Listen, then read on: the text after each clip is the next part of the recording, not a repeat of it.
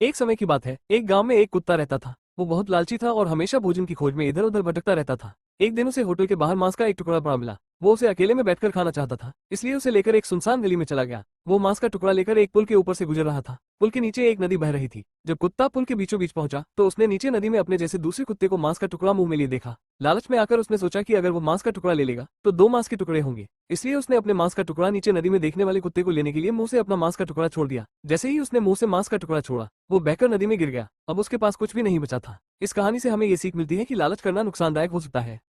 एक समय की बात है, एक गांव में एक कुत्ता रहता था। वो बहुत लालची था और हमेशा भोजन की खोज में इधर उधर भटकता रहता था। एक दिन उसे होटल के बाहर मांस का एक टुकड़ा पड़ा मिला। वो उसे अकेले में बैठकर खाना चाहता था, इसलिए उसे लेकर एक सुनसान गली में चला गया। वो मांस का टुकड़ा लेकर एक पुल के ऊपर से गुजर रहा था। पुल के नीचे एक नदी बह रही थी। जब कुत्ता पुल के बीचों बीच पहुंचा तो उसने नीचे नदी में अपने जैसे दूसरे कुत्ते को मांस का टुकड़ा मुंह में लिए देखा। लालच में आकर उसने सोचा कि अगर वो मांस का टुकड़ा ले लेगा तो दो मांस के टुकड़े होंगे। इसलिए उसने अपने मांस का टुकड़ा नीचे नदी में देखने वाले कुत्ते को लेने के लिए मुंह से अपना मांस का टुकड़ा छोड़ दिया। जैसे ही उसने मुंह से मांस का टुकड़ा छोड़ा, वो बहकर नदी में गिर गया। अब उसके पास कुछ भी नहीं बचा था। इस कहानी से हमें ये सीख मिलती है कि लालच करना नुकसानदायक हो सकता है।